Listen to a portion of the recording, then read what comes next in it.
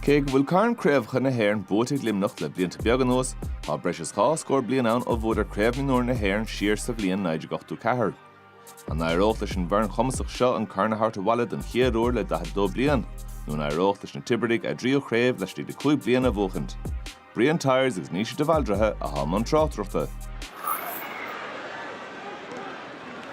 Glanta ag Limneach, isteach sa chúine Rian Hargan a chefaitistí agus tá Diarmaid Crow catisteach mór lánta sí, tá stuttarstúr Harris a drastáin anna hasach ar bhat.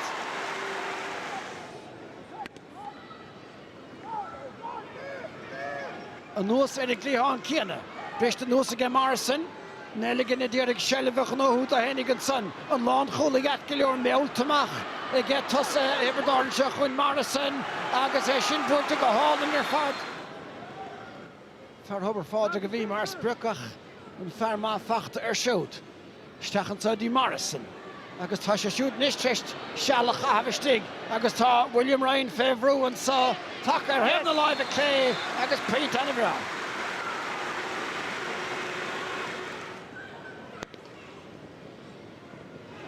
Se makle ken a bhí an a bhainistúr a réir an son bhin lína chaicla canistra a gynneún bleisce an so a Limneach Diarmaid Crow dal test na parke agus tá son stúr a go crínige.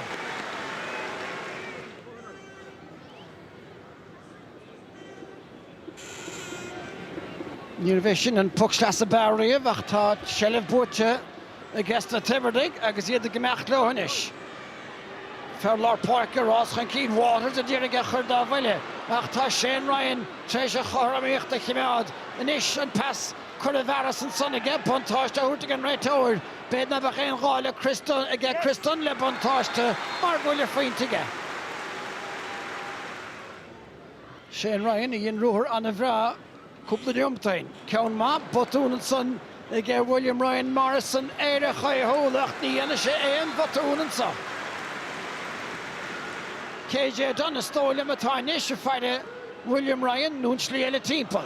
Búteach an cín agus Morrison an sa deiste go siút sa bhálteach tá níl. An báide cho leat le beanna trabáine ach Zach O'Keefe chun it a chuir sé council ar fóraí. Oisin Kennedy, Sheeran sa Gadi Colm Ryan, an Tipperary a bhí ar a bhirn san ag áir scoil ríise bhfuil chun Dean Ryan rimisht an olog le seachtar tá Ian Limneach, Christon ar ag an báide agus tá chuir sin báideúir dá bhaile an chéad chón sa chluthe fachta ag Christon.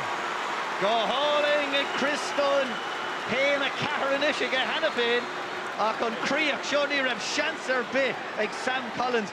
Dhéanach scórim le hama annach chúrach sé annach chóir de Limneach agus fachtan sa ag Rian Hargan. In éis tá Bert duine chun sa Éireann O'Sullivan bhfuil commission san tá réitóir a bhfuil pocaídice bhfuil bhí sé ráid gan níos a bhín cinine déanta gan réitóir sé seaní tastáil Limneach. Carta bí as a méid sin Owen Connolly istig. Déanta aus ar fad de lean sin chóir ó Musca chuir sin báideúir in son Eichart ní nach tíofainte. Ní nach cúlan is.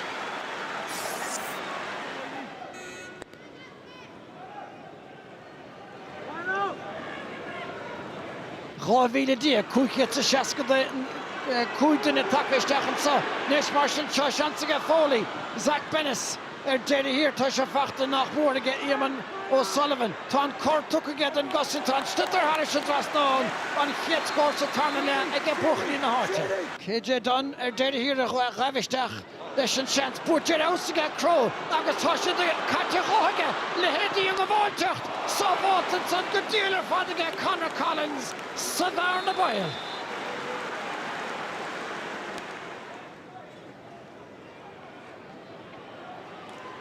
Tóca go díalann san ige Dunn san éir agus gan éon bhíle a géim siún na sprice.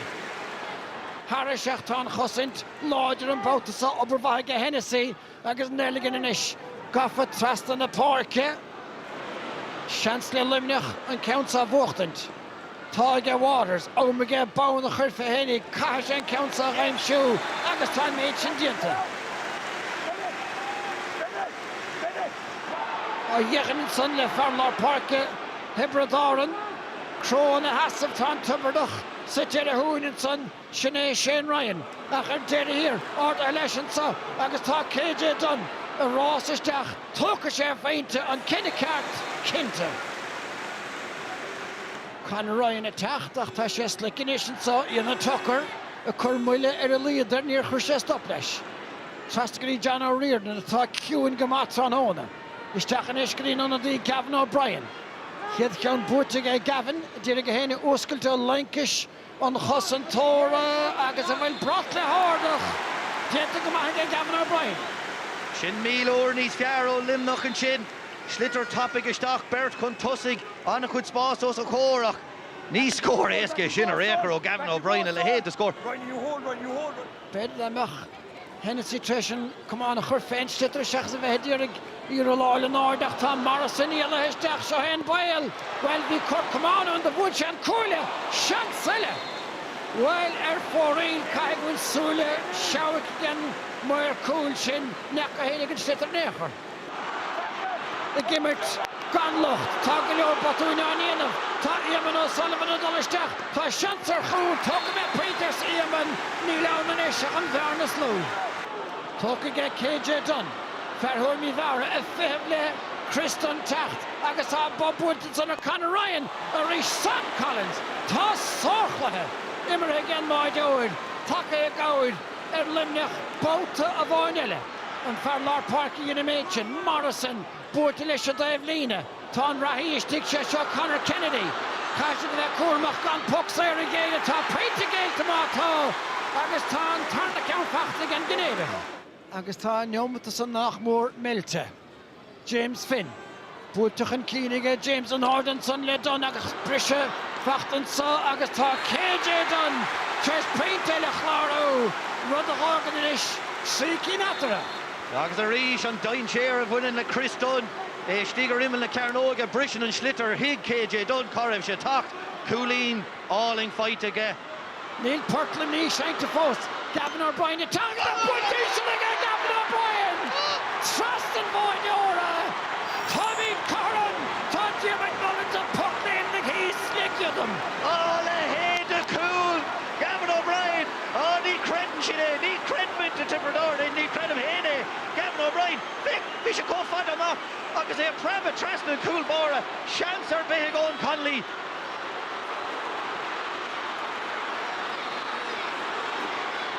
An sló féchríocht a geisio, isteach go dtí Rian Horgan, Conor Collins in ish, féhrú, tá trící chun amúg a Horgan, beidir stúma go leor, caite siar agus tá Limneach, gafa chun tosig an son John Ross O'Reilly is stoilm. Tá na dóg siad an réiteoir, tá Limneach, sé's bucht ar Tiobraid Árann den giadúir imlíana.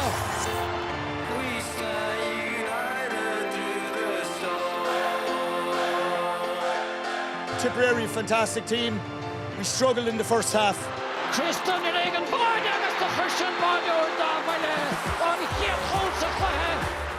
Look, we could have come into the final and we could have decided we're going to play a sweeper or we're going to put extra bodies back. I'd be a firm believer, let's trust what we have. We had guys that were just prepared to stick at it and defend really, really well and bravely, and I think that's the way to go.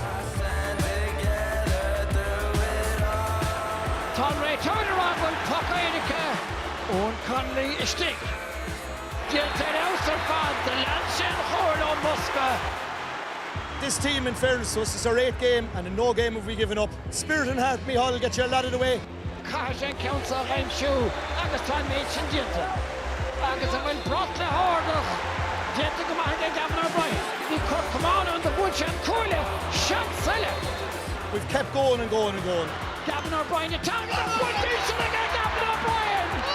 Trastan Mionúir. Sure, look, the only time to be ahead is at the final whistle. Caite siar agus tá Limneach, gafa chun tosig an son. Agus tá an cearú tréimh búirteige, bhuiinn ógánach sa Limnaí ní creideann na Tibert again.